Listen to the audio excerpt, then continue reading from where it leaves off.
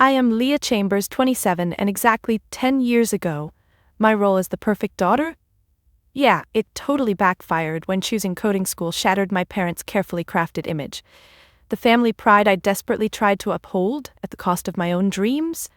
It blew up spectacularly at our so-called loving family meeting. My parents straight up demanded I abandon my prestigious scholarship to the tech academy because, and I quote, "Chambers women don't waste their futures typing behind a screen." When I clapped back, quietly but firmly refusing to surrender my dream, the dining room fell into a silence colder than winter frost. "You just threw your life away, Leah," my mother spat, eyes burning with contempt. "We have no daughter," Dad added quietly, sealing my fate with ice-cold precision. My siblings stared at their plates, afraid of making eye contact, afraid to defend me. But here's the tea. That day, their rejection didn't crush me. It ignited something fierce, unstoppable. I walked out into the bitter cold with just my backpack and a determination that felt like fire in my bones. That was the moment I decided, I'm not just going to survive their cruelty. I'm going to rewrite the entire story. Now, before we dive deeper into this roller coaster journey, drop a comment telling me where you're watching from, hit subscribe, and stay with me for the most satisfying revenge you'll ever hear. Looking back, it's almost surreal how this painful rejection became my greatest fuel. You wouldn't believe what they did once they found out who I became. It wasn't easy at 17, navigating homelessness and rejection when every door I knocked on was slammed shut. But beneath the hardship, a quiet determination grew stronger each day. Their conditional love showed me something critical. I couldn't spend my life chasing approval from people who would never really see me. My parents valued appearances and societal expectations more than my happiness or even my safety. Choosing the coding academy was more than defiance, it was survival. It was my declaration that my life belonged only to me. At first, I crashed on friends' couches, showered at the gym, and ate microwave noodles like they were gourmet meals. But slowly, thanks to mentors who saw potential rather than a problem, my fragile plans turned into real, actionable dreams. Late nights coding turned into successful app launches, internships evolved into meaningful connections, and those ramen dinners gradually became shared meals with a group of chosen family who celebrated every small victory alongside me. Meanwhile, my biological family became ghosts in my life, whispers of the past that resurfaced only during the loneliest moments. Birthdays, holidays, milestones, all were marked by silence. I learned quickly that you could miss people deeply without missing the toxicity they brought. The loneliness stung, but the clarity felt like freedom. I'd traded conditional love for unconditional self-belief, and as the years unfolded, I began to understand the true value of that trade. A decade after being disowned, I built a life entirely my own. My startup was thriving, on the brink of transforming from promising tech venture into something that could change lives on a massive scale. Yet even now, facing an impending deal that could catapult my company to global recognition, the shadow of tonight's annual family dinner hangs heavily over me, whispering familiar anxieties. Because tonight, I'm stepping back into that same house, confronting those same icy stares. Only this time the story is going to end different. Growing up, my family mastered the art of selective blindness, effortlessly ignoring anything about me that didn't neatly fit into their cookie-cutter expectations. I learned early on that invisibility was my assigned role, a quiet shadow trailing behind the loud brilliance of my siblings. My brother Zachary was crowned the golden athlete, dominating track meets and charming his way into prestigious school. My younger sister Meredith effortlessly upheld family standards with straight A's, classical piano recitals, and perfectly choreographed ballet performances. Their successes were trumpeted through lavish celebrations, gleaming trophies, and applause that echoed through our meticulously decorated home. Meanwhile, my own achievements were met with silence so profound it could swallow me whole. The night I won my first coding competition at 15, a statewide hackathon with hundreds of participants, I raced home, heart pounding with excitement, desperate to share my moment of pride. I burst through the door, clutching the trophy, only to find my parents and siblings toasting Zach's latest track victory. My mother glanced over briefly, frowning slightly at the gleaming plastic and metal in my hands. Did you really spend your whole weekend on that silly computer game again? She asked dismissively, her gaze shifting quickly back to Zach's medal. I stood frozen, humiliation washing hot across my cheeks. It wasn't just the dismissal of my achievement, it was the total erasure of my worth. Zach laughed awkwardly, briefly sympathetic but unwilling to break the spotlight. Meredith shrugged, absorbed in her phone. My father never even looked up from his newspaper. That night, I placed the trophy in my closet, burying it beneath a pile of sweaters out of sight. I lay awake, tears soaking silently into my pillow, realizing bitterly that in my family my victories simply didn't exist. As the years passed, I made quiet attempts at recognition, each more desperate and futile than the last. I got accepted into advanced placement coding classes, won national academic awards, even designed an app that earned local media attention. But each triumph evaporated silently within the walls of our home. When a newspaper article featuring my work was published, I left it carefully open on the breakfast table, praying someone would finally see me. Dad simply folded it aside without reading it, grumbling about clutter. Meredith rolled her eyes and asked if I was still obsessed with that geeky stuff. Zach gave a fleeting glance of pity before leaving for practice. Over time, I internalized their dismissals, learning to diminish myself to avoid further disappointment. I became the expert at invisibility, silencing my voice and hiding my passions, afraid of being mocked or ignored yet again. I started coding in secret, in the dark silence of my room, the glow of my laptop the only acknowledgement of my existence. My passion became something private, precious, something untouched by their judgment. It was in that solitude, tucked away behind locked doors and closed curtains, that I discovered who I was, without their gaze dictating my worth. Each line of code became a quiet rebellion against invisibility, each successful program a silent protest against my family's disregard. And though they never saw me, never celebrated me, each hidden victory deepened a resilience inside me that they could never diminish. So now, 10 years later, as I prepare to step back into the home that refused to acknowledge me, I feel that same invisible girl trembling within. But this time I won't be hiding. Tonight, invisibility ends, because tonight I'm finally ready to claim my own story. The night I began building my secret startup, I sat alone in a tiny, cramped dorm room, laptop balanced precariously on my knees, my heart racing with the wild surge of possibility. It was 2 a.m, campus utterly silent except for the distant hum of traffic. Earlier that evening, I'd faced yet another round of financial humiliation, scrambling to pay for textbooks and barely covering rent. As I stared bleakly at the numbers, a realization sparked like lightning. If no one was going to rescue me, I'd better start building my own lifeboat. I remember vividly the way my fingers shook when I typed that very first line of code.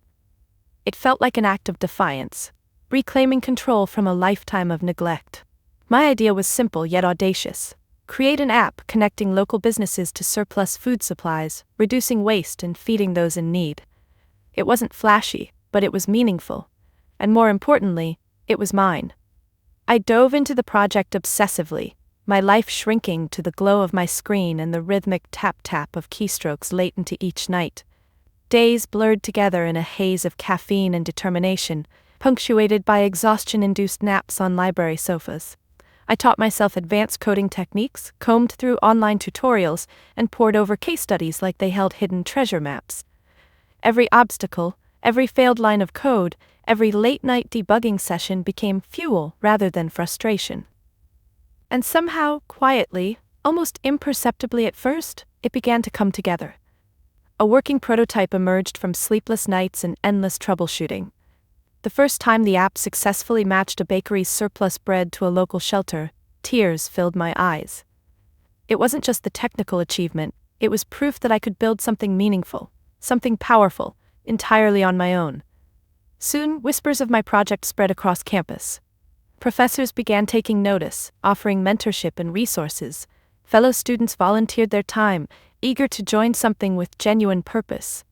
Gradually, my one-woman endeavor blossomed into a small team, all united by a vision far bigger than ourselves. They became more than colleagues, they became family, the kind who celebrated each small milestone with genuine pride and warmth. Yet through all this growth, I guarded my secret fiercely. I avoided social media posts about the app's successes, sidestepped interviews with campus journalists, and kept all recognition strictly anonymous.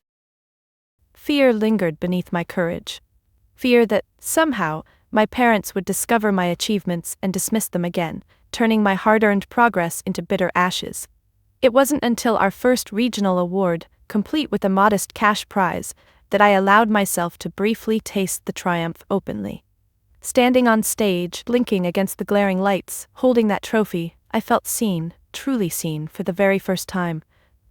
Applause washed over me, loud and validating, and I briefly imagined my parents in the audience, faces stunned at the daughter they'd cast aside. But the ache in my chest reminded me sharply that they weren't there, and never would be.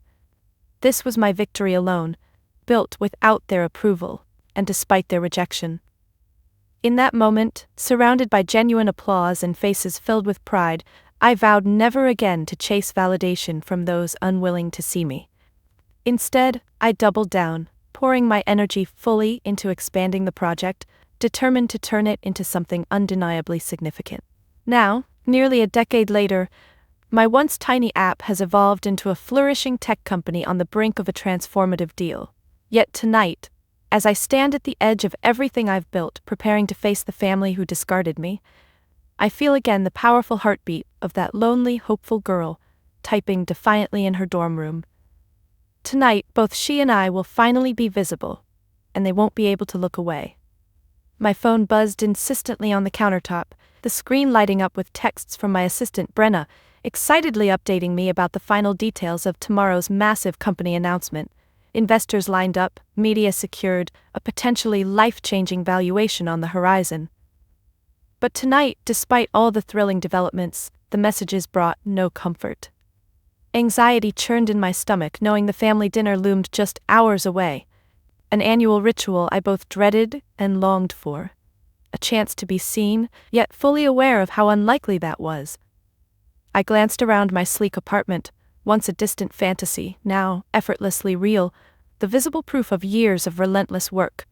Sunlight streamed softly through floor-to-ceiling windows, illuminating framed photos of my chosen family, the mentors, friends, and colleagues who had stood by me when no one else would. Their smiles offered reassurance, each memory evidence of genuine love earned, not conditional acceptance grudgingly given. Still, my chest tightened painfully as I pulled my childhood home address up on my phone's GPS. Every route felt like stepping backward into the past, retracing paths I'd spent years trying to escape. Each mile I drove brought memories flooding back, sharp and vivid. Silent meals, dismissive glances, quiet humiliations that clung stubbornly to my skin. My breath quickened, pulse racing, at the thought of re-entering a space where my value was once judged so harshly. Pulling up outside the familiar colonial-style home, everything appeared disturbingly unchanged. The perfectly manicured lawn, the meticulously arranged flower beds, the pristine white porch swing, an image of calculated perfection. My fingers tightened around the steering wheel, a moment of panic seizing my chest. Could I really walk through that door again? Deep breaths, Leah. Deep breaths. Inside the house, faint laughter echoed through the open windows, the sound both inviting and alienating. I imagined Zachary, now comfortably established as a lawyer, and Meredith, effortlessly fulfilling Mom and Dad's vision as a classical pianist. Their lives had aligned perfectly with the carefully laid Chambers family script, and my rebellious departure had likely faded to a cautionary footnote.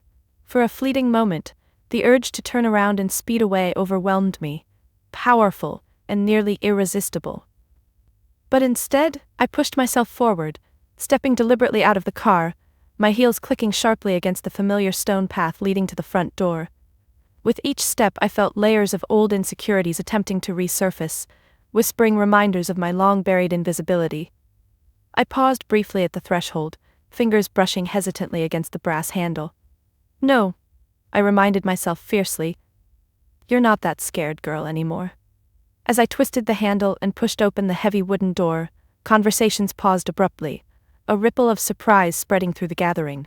Faces turned toward me, my parents' expressions unreadable, my siblings exchanging tense glances, other relatives murmuring awkward greetings.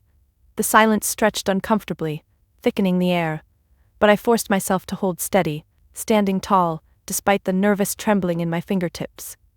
"Leah," my mother finally managed. Voice taut, polite formality masking deeper judgment. "So glad you could finally join us." I felt the sting of her subtle reprimand, the subtle barb of my past absences threaded beneath her tone. But instead of retreating into old patterns, I met her gaze evenly, lifting my chin slightly, determined to remain visible.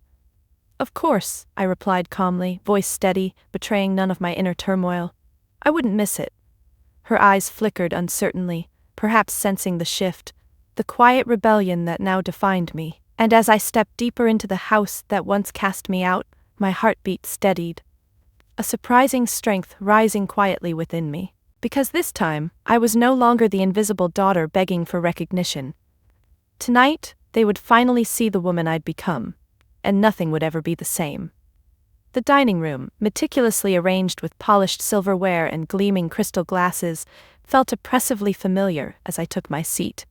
Every detail, from the pristine white linens to the flawless china plates, was a stark reminder of the perfection my family relentlessly pursued. Yet beneath their smiles, I sensed a sharpened hostility, veiled criticisms waiting to surface like sharks circling beneath calm waters.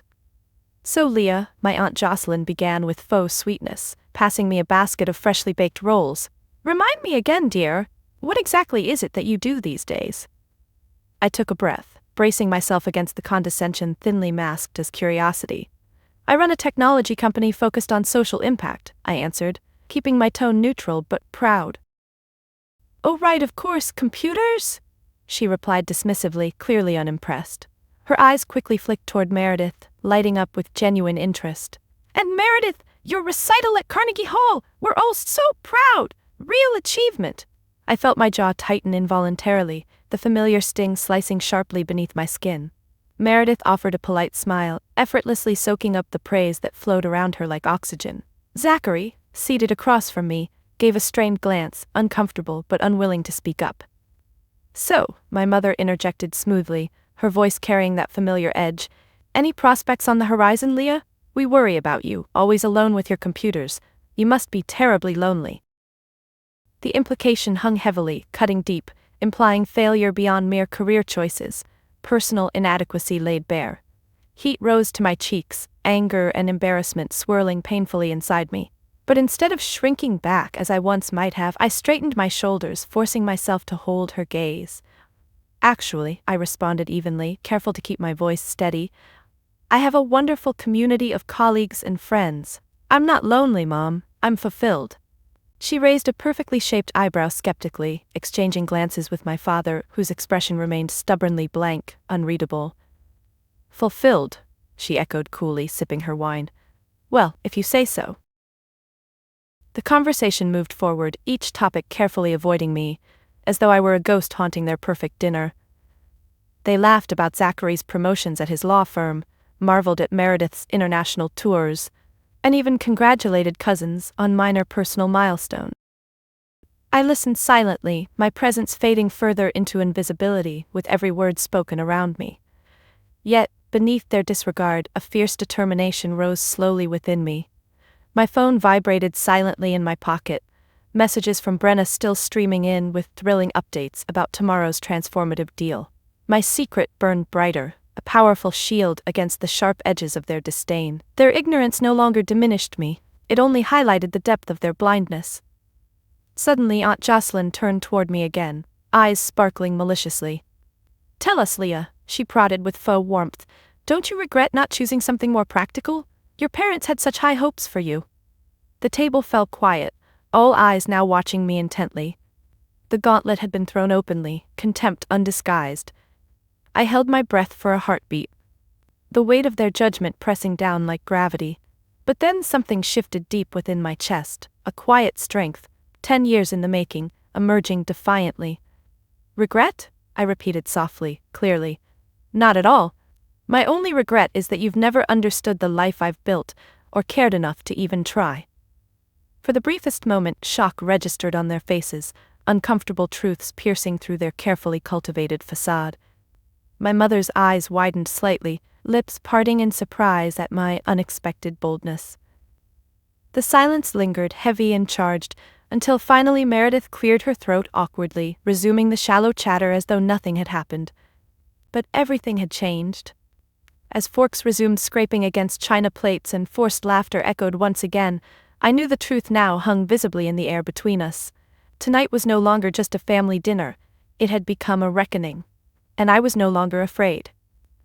Dessert arrived at the table, an ornate chocolate cake decorated with pristine, delicate swirls, but despite the sweet aroma filling the air, the atmosphere around me had soured. The tension hung thickly, almost suffocatingly, as if everyone at the table was holding their breath. My father cleared his throat sharply, silencing the quiet hum of forced conversation. He stood slowly, deliberately, commanding attention as he always had. His gaze briefly scanned each face before landing firmly on me, his eyes dark and unyielding. "Leah, there's something your mother and I need to say." My pulse quickened, heart thumping heavily in my chest. I'd anticipated their coldness, prepared myself for their subtle insults and veiled disdain, but the directness of his tone startled me. I steadied myself, fingers gripping tightly against the edge of the chair beneath me. He continued, voice icy but controlled, each word striking with calculated precision. "We've spent years trying to understand your choices. Your stubborn refusal to follow the path we laid out for you, a path designed for your well-being and the reputation of this family." I opened my mouth, ready to argue, but his gaze hardened, silencing me. "You have repeatedly chosen your own desires over family expectations," he pressed forward, eyes narrowed. "And frankly, your presence here tonight only reinforces your disregard for the values we've always upheld." A hollow ache spread rapidly inside me, familiar yet still brutally painful. Meredith avoided my eyes, staring intently at her dessert. Zachary shifted uncomfortably, but stayed silent, unwilling to intervene. "So," my mother interjected coolly, voice clipped and formal, eyes coldly meeting mine, "as difficult as this is, we've come to a decision, effective immediately. We no longer consider you part of this family." The words hit like a physical blow, knocking the breath from my lungs. My vision blurred slightly, the sharp sting of betrayal leaving me momentarily speechless. I'd spent years enduring their subtle rejections, but this final, calculated dismissal felt unbearably cruel. The silence stretched heavily around the table, broken only by the distant clinking of silverware. My parents stared down at me, their expressions devoid of compassion, waiting for my reaction. They expected tears, anger, begging perhaps, but something inside me hardened, crystallizing into a defiance they'd never anticipated. "I see," I finally replied, voice surprisingly calm, steadier than I'd imagined. "All this because I refused to sacrifice my dreams to preserve your image?" My mother's mouth tightened into a thin, bitter line. "You made your choice," she said sharply, defensively. "Now we've made ours." "Yes," I whispered quietly, eyes unwavering. "You have." With trembling fingers, I pushed back my chair, the scrape echoing harshly in the stunned silence. My pulse thumped deafeningly in my ears, but outwardly I held firm, dignity and pride shielding me from their cruel verdict. Meredith glanced up, guilt fleetingly visible on her face.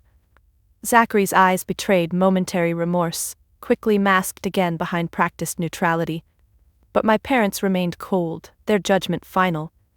Standing tall, I carefully smoothed down the fabric of my dress, breathing deeply to steady my racing heart. "If this is truly what you want, I won't beg to belong where I'm not welcome," I told them, my voice clear and unwavering. "But one day you'll realize exactly what and who you've chosen to discard." The room was utterly silent, the power shifting palpably, my quiet defiance resonating against their rigid judgment. With quiet determination, I turned toward the doorway, feeling the weight of their eyes on my back. As I stepped outside into the cool evening air, my phone began buzzing insistently in my pocket, an unknown number flashing urgently across the screen. Little did I know, at that exact moment of deepest humiliation, the call waiting for me was about to rewrite my entire story. I stood frozen for a second outside my childhood home, lungs tight, adrenaline still racing from the brutal judgment I'd just endured. My phone vibrated urgently again, snapping me from my haze. Instinctively I swiped to answer without even registering the number. "Leah Chambers speaking," I said quietly, fighting to steady my voice. "Leah, it's Brenna!" My assistant practically screamed through the line, her excitement bubbling over.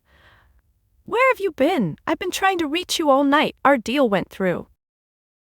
For a moment her words failed to register. My brain felt fogged, stunned by emotional whiplash, struggling to absorb the enormity of what she'd said. What? I managed weakly. She laughed warmly, her joy contagious even through the phone.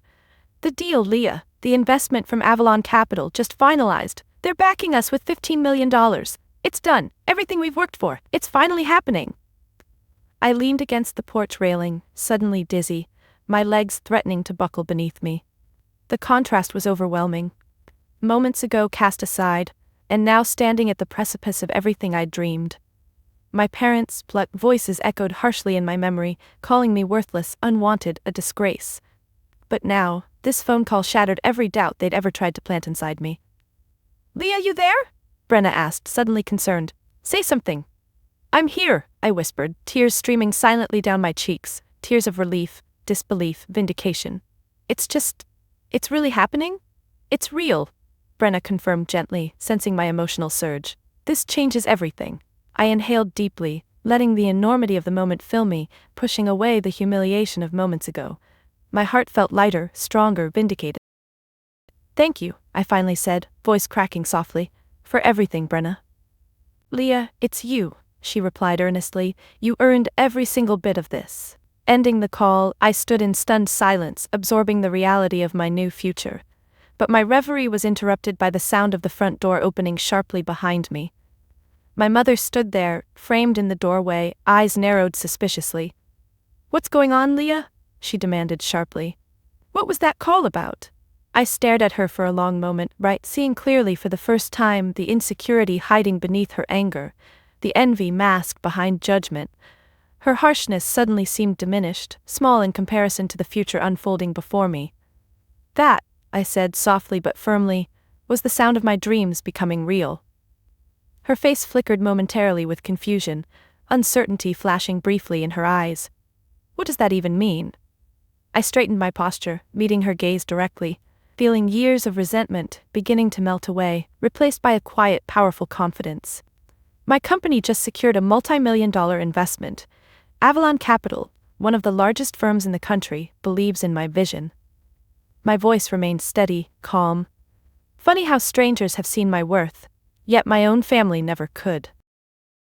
For the first time ever, my mother seemed genuinely speechless, her mouth opening wordlessly, shock visible across her features. The color drained from her cheeks as my father appeared behind her, confusion etched clearly on his face as well. You, what? He stammered. I nodded, holding their stunned gazes steadily. That's right, the daughter you just disowned is now a successful tech CEO. The world believes in me, even if you don't. Silence stretched painfully between us, my words echoing in the crisp evening air. I could see them visibly recalculating, suddenly aware of the massive mistake they'd made. But tonight their regret held no power over me. I turned decisively away, stepping confidently toward my car, leaving their astonishment and shame hanging in the air behind me. My fingers brushed lightly over my phone screen, still warm from Brenna's call, reminding me that validation had come. Not from the family who rejected me, but from the life I'd built myself. And as I drove away, feeling strength rising brightly within my chest, I knew without question, everything had truly changed, and there was no turning back. My phone lit up relentlessly as I drove away, vibrating with texts and missed calls from my parents. Panic threaded clearly through their frantic attempts to reconnect, to fix their catastrophic miscalculation. They weren't sorry. Not truly. They were afraid of losing access to a success they'd never valued until now. But their sudden desperation only hardened the determination swelling in my chest. 30 minutes after leaving their house, a text flashed from Zachary. Leah, Mom and Dad want you to come back right now. We need to talk about this properly. My fingers tightened briefly around the steering wheel, knuckles whitening. Anger, sadness, and relief tangled within me, emotions swirling, dangerously close to spilling over. But beneath it all was clarity. I would no longer play their game. Instead, I dialed Zachary directly, knowing he'd at least listen, even if he didn't fully understand. Leah, he answered immediately, voice tense and uncertain. I can't come back, Zach, I said firmly, leaving no room for argument. I have nothing left to say to them. He hesitated, a tense pause stretching between us, Leah, they're freaking out, you have no idea. They had no clue, none of us did, that your company was this big. Would it have changed anything if you had? I challenged quietly, forcing him to confront the uncomfortable truth.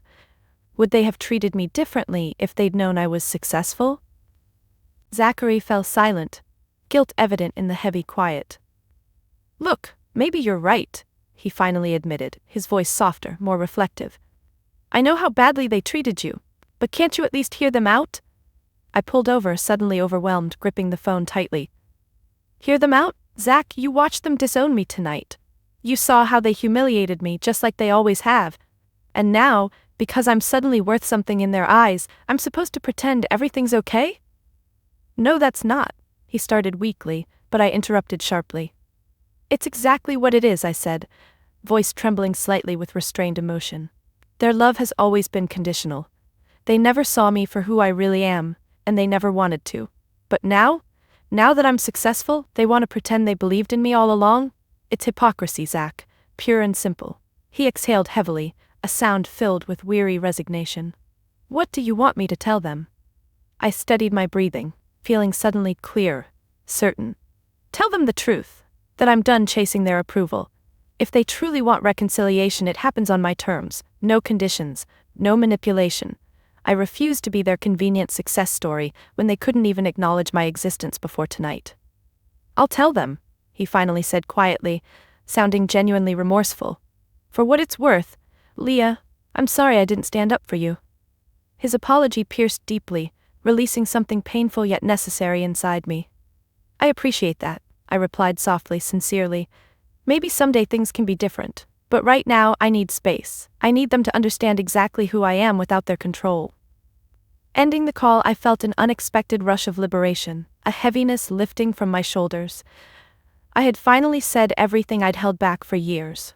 My family's hypocrisy, their conditional love, was now exposed clearly for what it was. They could no longer hide behind their carefully crafted image, pretending to care only when convenient. As I restarted my car and pulled back onto the road, I knew I wasn't driving away from something, but toward something else. Something healthier, genuine, something entirely my own. The family I'd built from friendship, mentorship, and mutual respect waited ahead, ready to embrace me with authenticity, unconditional, and true. Tonight marked a turning point, not just a rejection of my past, but the decisive claiming of my future. For the first time in my life, I didn't feel invisible or small. Instead, I felt powerful, visible, and undeniably free. By the time I reached my apartment, a profound sense of relief replaced the earlier tension that had gripped me so fiercely. The city lights blinked gently through the floor-to-ceiling windows, casting a soothing glow across my home, my sanctuary. Before tonight, I'd never fully grasped just how safe, how welcoming, this space had become. It was more than just a physical refuge. It was a testament to the life I'd carefully constructed, away from judgment, full of authenticity. As I closed the front door behind me, my phone buzzed again. This time, a comforting message from Brenna. We're all waiting at your place with celebratory pizza and champagne. Surprise! Get here soon! We can't wait to toast our fearless leader. A smile spread slowly across my face, gratitude flooding my chest. The exhaustion, the anger, the deep ache of betrayal, all eased in that instant. These were the people who had stood beside me through every battle, every setback, every quiet triumph. My chosen family. I hurried toward the elevator, anticipation bubbling warmly inside me. The doors slid open, and I stepped into the penthouse lounge to cheers erupting from my closest allies. Brenna, holding champagne high, rushed forward and wrapped me tightly in a hug, laughter dancing in her eyes. You did it! She exclaimed joyfully, stepping back to take a good look at me. Honestly, Leah, you're amazing. We're all so incredibly proud. Thank you, I whispered, voice cracking slightly as tears of relief finally broke through my carefully maintained composure. Around me, colleagues and friends offered their congratulations, genuine warmth radiating in every embrace, every heartfelt word. My mentor, Elaine, a veteran tech CEO who'd guided me from uncertain college student to confident businesswoman, stepped forward, smiling proudly. You never stop believing in your vision, she said, gently gripping my shoulder. Tonight is proof you were right all along. I met her gaze, gratitude swelling in my chest. I couldn't have done it without you. Elaine shook her head firmly, voice steady and sure. No, Leah, you did it because you chose to. Never let anyone convince you otherwise. Her words resonated deeply, a powerful affirmation washing away the lingering pain from earlier that evening. Looking around the room, at faces full of genuine pride and respect, I realized how starkly different this gathering was from the cold formality of the family dinner. Here, among those who'd freely chosen me, acceptance was unconditional, celebration sincere. Pizza boxes opened, laughter echoed, stories of our shared journey filled the air. Late nights spent debugging code, early mornings fueled by coffee and determination, setbacks weathered together. These were the memories that defined my path, not the hollow milestones my family had once prioritized. Brenna nudged me gently, eyes softening with concern. You okay, Leah? I nodded, genuinely, feeling peace settle comfortably into my bones. More than okay, tonight showed me something important. Family isn't about blood or obligation, it's about the people who see you clearly, believe in you fiercely, and love you without conditions. She squeezed my hand, smiling warmly. We've always got your back, you know that, right? I do, I said quietly, certainty resonating through me. And I promise, I have yours too. As the evening continued, laughter growing louder, friendships deepening, a profound sense of belonging enveloped me, something I'd longed for desperately, but never truly experienced until this moment. The contrast with my parents' rejection was stark, yet it no longer cut deeply. It merely highlighted the power of choosing my own family, defining my own legacy. Hours later, as the celebrations quieted and everyone slowly departed, I stood quietly at the window, gazing out at the twinkling city lights. My chest felt light, unburdened. For the first time, the loneliness that had haunted me through countless sleepless nights felt completely absent, replaced by warmth, certainty, love. I'd finally found where I belonged, and the peace that came with knowing it was worth every painful step it took to arrive here. In the weeks following the dinner, messages from my parents flooded my inbox, texts, voicemails, even handwritten letters slipped under my apartment door. Initially, each contact sparked anxiety, reigniting old insecurities and doubts I'd spent years trying to overcome. But with every repeated attempt, my resolve hardened. Boundaries I'd once struggled to define now felt necessary, non-negotiable. One afternoon, nearly 3 weeks later, my phone buzzed yet again. My mother's name flashed insistently across the screen, the sight triggering a now familiar tightness in my chest. This time, though, rather than letting it overwhelm me, I took a slow, deliberate breath and answered calmly. Leah, she said immediately, her voice carefully composed yet betraying a hint of desperation. We need to talk. Properly. This silence between us, it's unbearable. I hesitated, choosing my words carefully. Mom, silence has defined our relationship for years. You never truly heard me, even when I was right in front of you. She paused, caught off guard by my blunt honesty. Maybe you're right, she admitted reluctantly, voice softer. Perhaps we made mistakes, but surely you can understand our perspective. We only wanted to control me, I interrupted gently, firmly. You wanted me to fit a role you designed without ever asking what I needed. Mom, love shouldn't feel like a cage. She fell silent, absorbing my words, clearly unsettled by my frankness. We didn't mean to hurt you, she finally whispered, a faint tremble in her voice revealing vulnerability I rarely heard. But you did, I responded quietly.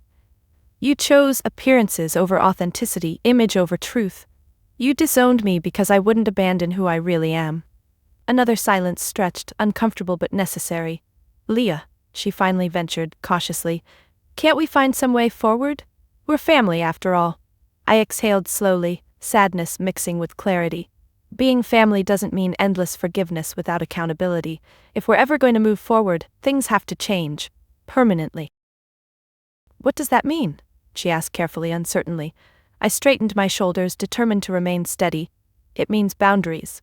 Clear, firm boundaries. I'm open to rebuilding, but only if respect is mutual and unconditional. No more manipulation, no more attempts to control who I am or what I've built. Her breathing became heavier, tense with hesitation. And if we agree to that? Then, I answered softly, we can start again. Slowly, carefully, but if you cross those lines even once, it's done. Permanently. She sighed deeply, a sound filled with resignation yet tinged with cautious hope. I understand. We'll respect your wishes. Ending the call, I felt surprisingly calm. Stronger. Drawing these lines clearly, setting rules I'd never dared articulate before, empowered me profoundly. I wasn't seeking revenge, punishment, or even validation from them anymore. I simply demanded respect, unconditionally. That night, I sat down quietly and wrote out my terms, outlining explicitly the new reality. No demands on my time or choices, no criticism of the life I'd built, no emotional manipulation disguised as concern. Sending the message felt liberating, a definitive reclamation of my autonomy, my worth. Within minutes, a short reply appeared, my father's familiar handwriting, blunt but sincere. "We agree to your terms. We'll honor your boundaries, Dad." Unexpected tears blurred my vision, relief mingled with cautious optimism. It wasn't a solution, merely a start, fragile but genuine. For the first time I held power within our relationship, defining clearly what was acceptable, protecting fiercely what I'd built. As days passed, the anxious knot that had settled within me gradually loosened, replaced by a newfound sense of control. The messages from my family slowed, becoming more thoughtful, less intrusive. They were beginning to understand. Their love could no longer come at the expense of my freedom or my identity. I'd finally learned the strength of true boundaries. I was no longer a silent observer of my own story, waiting for their acceptance. Now, I was the author, fully in control of every chapter ahead. In the months that followed, my company thrived beyond anything I'd dreamed. The investment from Avalon Capital catapulted us into national prominence, turning my vision into a thriving movement of meaningful change. But amidst the whirlwind of interviews, expansion, and newfound recognition, something deeper tugged at my heart. A need to reclaim the Chamber's name, to redefine it on my own compassionate terms. Late one afternoon, I sat alone in my office, sunlight casting a gentle warmth across stacks of proposals awaiting review. My gaze lingered on a framed photo on my desk. Brenna, Elaine, and the team celebrating our first major milestone. Their faces radiated genuine pride, their support unwavering. Beside it stood an old faded family photograph I'd once hidden away. My parents, Zachary, Meredith, and me, smiles stiff, posed, reflecting carefully masked tension. Two images side by side. One built on unconditional support, the other rooted in control and expectation. The contrast crystallized an idea that had been quietly forming inside me. Picking up my phone, I dialed Elaine, excitement rising in my chest. "I have an idea," I announced eagerly as soon as she answered. "I love your ideas," Elaine chuckled warmly. "Let's hear it." "I want to establish a foundation," I began decisively, feeling the passion swell clearly in my voice. "One that supports young people rejected by their families, especially those pursuing careers or paths considered unconventional." She paused briefly, then replied, admiration clear. "You're turning your pain into purpose. Brilliant." "Exactly," I confirmed firmly, determination filling me. "I want to create the Chamber's legacy foundation, reclaiming the family name on my own terms, focused on compassion, inclusion, acceptance." Elaine's voice softened warmly. "Your courage never stops impressing me, Leah. This is exactly what the Chamber's name needs, a complete redefinition." Weeks later, the foundation officially launched. The press praised our mission, spotlighting my personal journey as an example of turning rejection into empowerment. Messages flooded in, countless stories of people inspired, finding courage in my openness, my strength to reclaim my narrative. The night of our launch gala, the ballroom buzzed with energy, allies and supporters gathered, all committed to reshaping societal definitions of worth. Amidst the celebration, I spotted a familiar face hesitantly entering from the back. Meredith. She approached cautiously, uncertainty flickering in her eyes. "Leah," she began softly, voice tentative yet sincere. "Can we talk?" I studied her quietly, memories of childhood rivalries and subtle betrayals flashing briefly. Yet beneath those moments lingered a complicated love, tangled but real. "Sure," I replied gently, nodding toward a quieter corner. As we settled aside from the crowd, Meredith took a shaky breath. "I'm proud of you," she whispered, eyes glistening slightly. "Genuinely proud. I never fully understood before what you went through, how much courage it took." Her words, unexpected yet deeply validating, resonated profoundly within me. "Thank you, Meredith, that means more than you know." She hesitated briefly, visibly gathering courage. "I'd like to help with the foundation, with everything, if you'd let me." My chest tightened, emotion rising sharply. It was a small step, fragile but sincere, a chance at reconciliation built not on conditions but on mutual respect. I'd like that, I finally replied softly, warmly. There's always room for someone willing to learn. Her shoulders relaxed visibly, relief softening her features. Thank you. Throughout the evening, other family members drifted quietly into the event. Zachary nodding respectfully, even my parents appearing quietly in the back, humbled but genuine. For the first time they witnessed clearly the life I'd created, not through their lens of control, but through the truth of who I'd become. Standing at the podium later that evening, I spoke openly, proudly reclaiming my family legacy. The Chamber's Legacy Foundation is about acceptance, courage, and authenticity, I announced firmly. It's about recognizing that true family, true worth, is defined by love without conditions. As applause filled the room, tears blurred my vision, gratitude filling every part of me. I had taken the pain my family once caused and transformed it, creating a legacy built firmly on compassion and strength. The Chamber's name was no longer their possession. It was now a beacon of hope, empowering countless others to reclaim their own stories. I had rewritten the narrative, redefining success on my terms, and it felt extraordinary. One quiet evening, nearly a year after that pivotal night at my parents' dinner table, I found myself alone on the rooftop terrace of my apartment building, gazing out at the sprawling city skyline beneath a twilight sky. Warm summer air brushed softly against my skin, carrying the distant hum of traffic and laughter from the bustling streets below. Everything around me felt peaceful, effortlessly in harmony, a perfect reflection of the clarity I'd finally found within myself. My phone sat silently beside me, its screen dark. For months now, my interactions with my family had become measured, respectful, yet safely distanced. Meredith had slowly earned a tentative place back in my life, genuinely committed to growth. Zachary and I occasionally exchanged warm messages, a fragile but sincere connection slowly rebuilding. Even my parents had learned to respect my boundaries, an uneasy truce anchored by mutual acknowledgement. Yet tonight, the peace filling me had nothing to do with their acceptance. It was deeper, more profound, entirely independent of their judgment or validation. I'd spent most of my life chasing their approval, desperate for recognition that never truly came. But somewhere in the painful aftermath of rejection and eventual reconciliation, I discovered a powerful truth. My worth wasn't theirs to define. It never had been. I glanced down briefly at the notification lighting up my phone, smiling at a text from Brenna, checking in about tomorrow's busy schedule.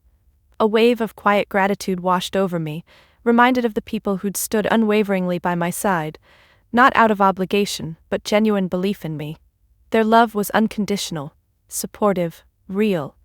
As twilight deepened into evening, stars softly emerging against velvet darkness, my thoughts drifted gently backward through my journey. The lonely night spent coding in my dorm room, the sting of parental rejection, the exhilarating triumph of our first company milestone, and finally the liberating power of establishing boundaries. Each moment had carved me carefully into the woman I was tonight, confident, grounded, whole.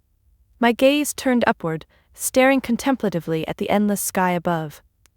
For years I'd carried hidden doubts, fears quietly questioning whether I was enough, smart enough, strong enough, worthy enough. But here, now, sitting peacefully beneath the vast, star-filled heavens, clarity settled comfortably in my chest. I was enough. I'd always been enough.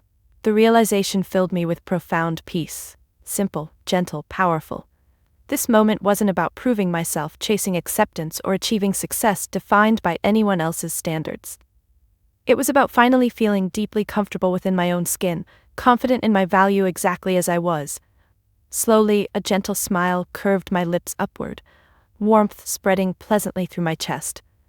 Tomorrow held new challenges, fresh opportunities, continued growth, but tonight, none of that mattered.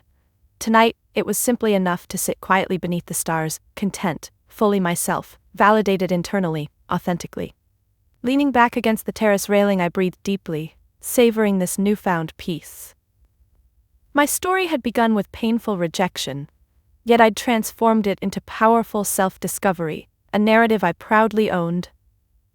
The Chamber's Legacy Foundation now inspired countless others to find strength in their truth.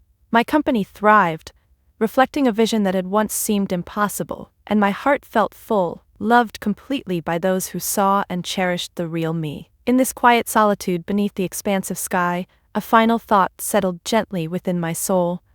I had found peace, not through revenge, nor even reconciliation, but simply through the powerful act of claiming myself.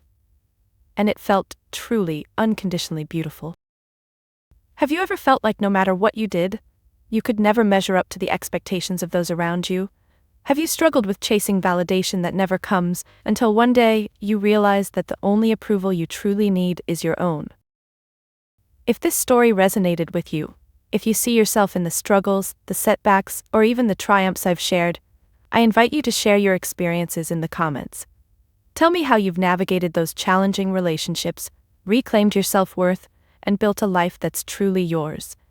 Your stories inspire and empower all of us, reminding everyone watching right now that we're not alone in these feelings, these battles, these victories.